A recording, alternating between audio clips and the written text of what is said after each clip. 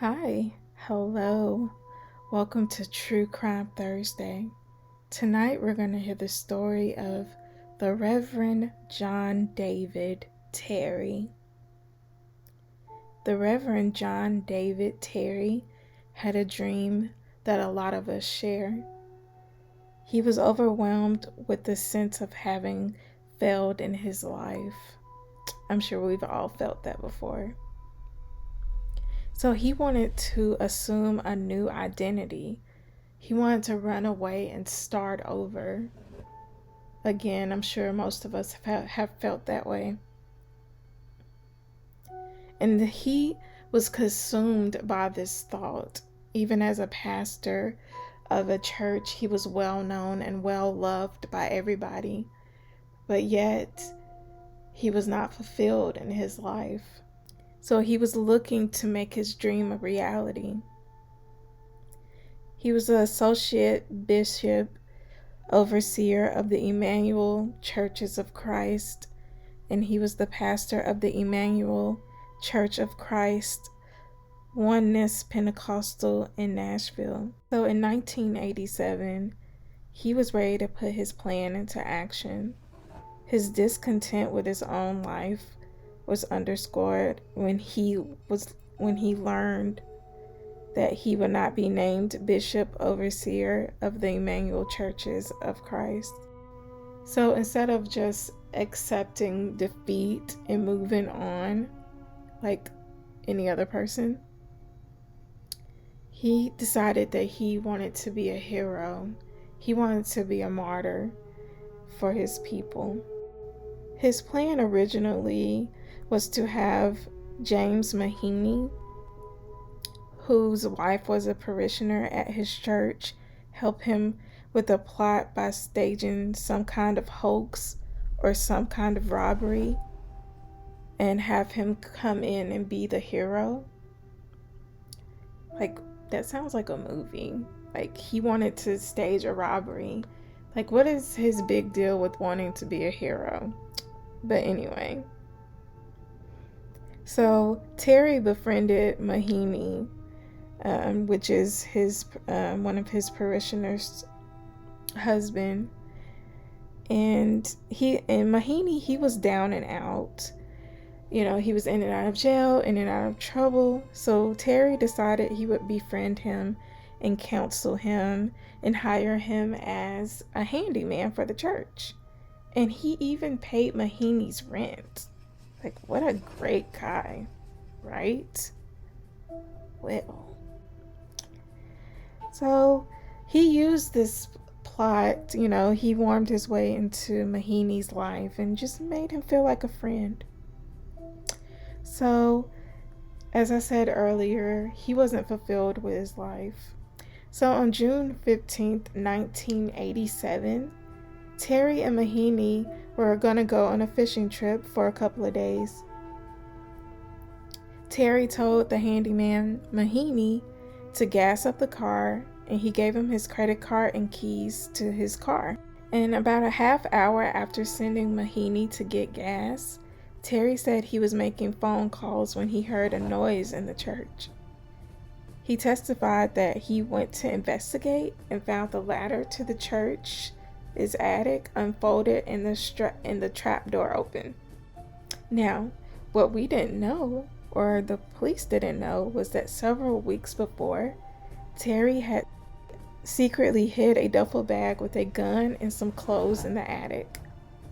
And he climbed the stairs and retrieved the gun and shot Mahaney in the back of the head with a .38. He staged a crime scene and tried to make it look like Mahaney was the victim. Well, Mahaney was the victim. He was trying to make Mahaney look like the suspect. And he thought that nobody would mistake them for each other. So what he did was he got a knife and a hacksaw after he shot Mahaney, and he cut Mahaney's head and right forearm.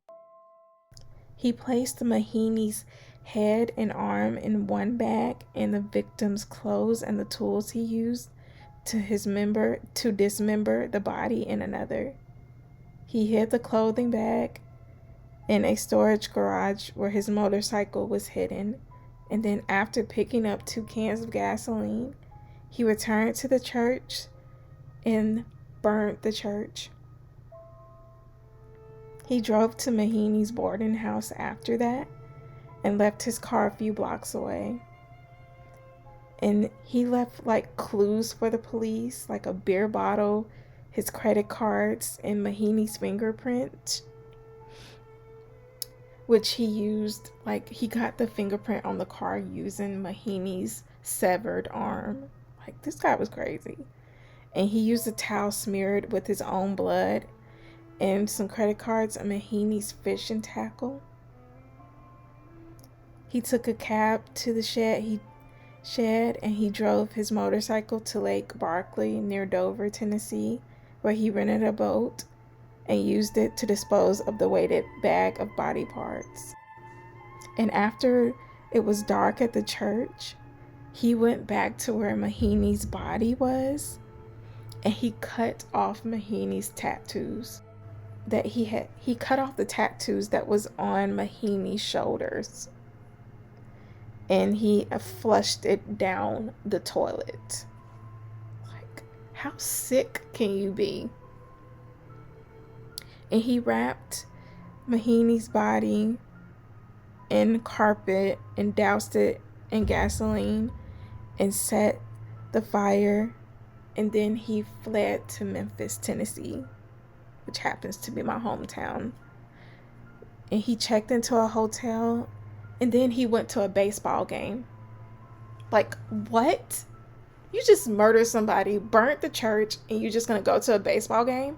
Like, you didn't do nothing? These people are sick in the head. And then before he left town, he has 3 sons.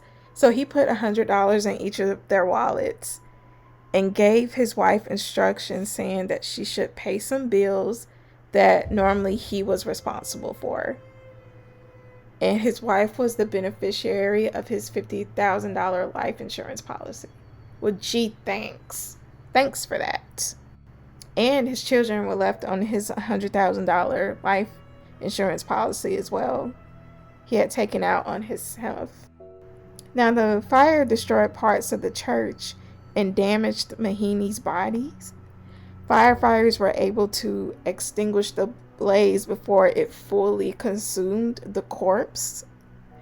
And the medical examiner was able to establish that the body was not Terry's. And 2 days after the crime, Terry turned himself in and he was tried for capital murder and was convicted in 1988. And he was convicted and sentenced to die in the electric chair. It was overturned by the Tennessee Supreme Court and ruled that the improper instructions were given to the jury during the sentencing phase. And in 2003, before he was given a new trial, he hung himself in a bathroom at the River Bend Maximum Security Institution in Nashville, where he was a data entry clerk. He was 58 years old. He left behind his wife and his 3 sons. Lee Mahaney had a 4-year-old son at the time as well. And that, my friends, is the story of the sinister minister, Reverend John David Terry. Let me know what you guys think of this story, because this guy was clearly sick in the head. And he took the coward's way out by taking himself out. So don't forget to like, comment, and subscribe. Let me know what you think of this story. Bye.